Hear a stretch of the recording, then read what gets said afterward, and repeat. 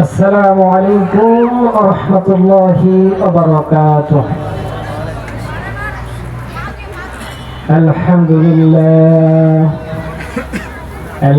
لله نحمده ونستعينه ونستغفره ونعوذ بالله من شرور أنفسنا ومن سيئات أعمالنا. من يهد الله فلا مضل له ومن يضلله فلا هادي له. ونشهد أن محمدا عبده ورسوله. أما بعد فقد قال الله تعالى في كلامه المجيد وفي فرقان الحميد. أعوذ بالله من الشيطان الرجيم. بسم الله الرحمن الرحيم. كل نفس ذائقة الموت. وقال تعالى في كلامه المجيد وفي فرقان الحميد. হাজারো ব্যথা বেদনার পরে ফিরে আসনি তুমি আপন ঘরে। দিনের আলো তুমি ছড়িয়ে দিতে চলে গেলে মদিনায় মক্কা ছেড়ে। হে রাসূল তোমাকে ভুলি আমি কেমন করে। হে রাসূল তোমাকে ভুলি আমি কেমন করে। খেয়ে না খেয়ে দিন বাজারের কাজে নিজেকে দিয়েছ বিলিয়ে। তাই ফেরে কাফিরেরা চিনল না সে আলো। দুষ্ট ছেলেদের পিছু দিল লেলিয়ে।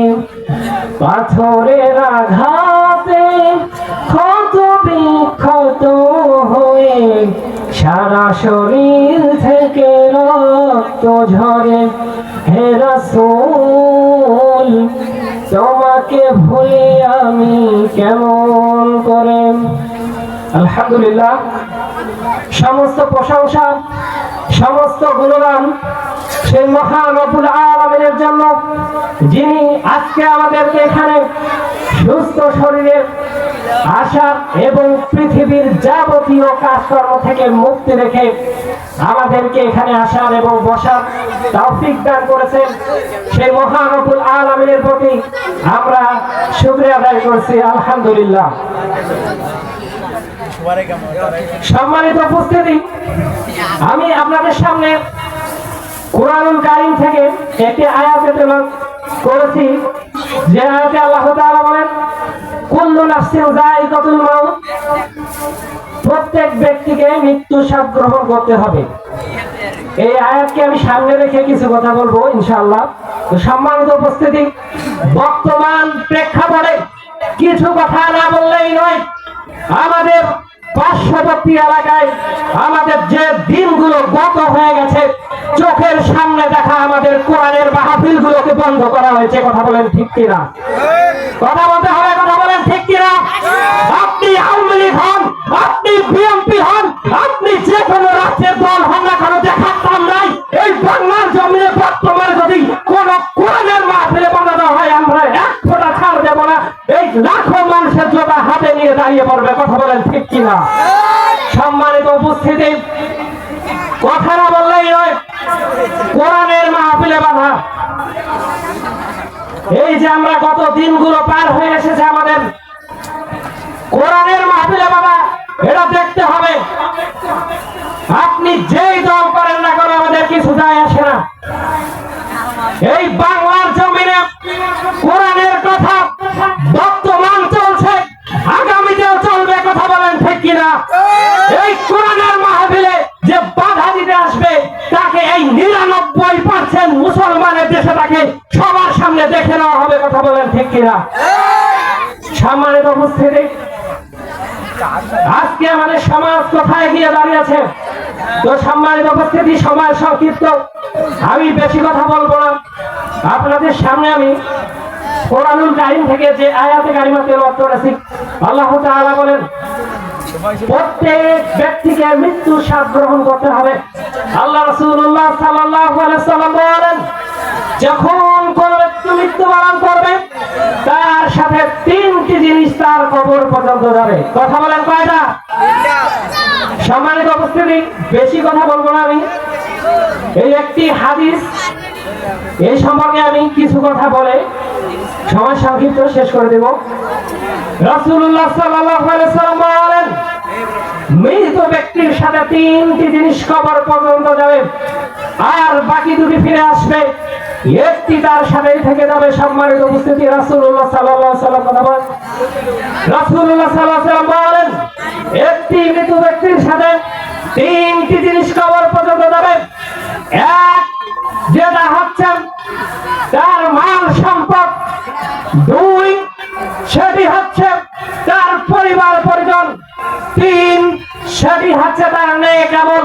সম্মানিত উপস্থিতি, রাসূলুল্লাহ সাল্লাল্লাহু আলাইহি ওয়াসাল্লাম বলেন, 3টি জিনিস কবর পর্যন্ত যাওয়ার পর 2টি জিনিস ফিরে আসবে, এবং তার একটি জিনিস যেটা থেকে যাবে তার সাথে গহীন অন্ধকার কবরে, যেখানে কোনো সাথী নাই, যেখানে কোনো সঙ্গী নাই, যেই জিনিসটা থেকে যাবে আমাদের মরার পরে কবরে, সেটা হচ্ছে আমাদের নেক আমল।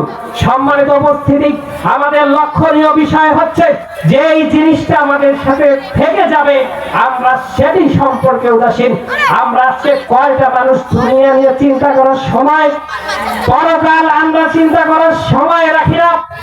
পরিবার পরিজন, আত্মীয় স্বজন, বন্ধু বান্ধব নিয়ে আমরা সব সময় ব্যস্ত থাকি, অথচ রাসূলুল্লাহ সাল্লাল্লাহু আলাইহি ওয়াসাল্লাম বলেন, সব কিছুই তোমার ফিরে আসবে এবং একটি জিনিস তোমার কবরেই থেকে যাবে, সেটি হচ্ছে তোমার নেক আমল।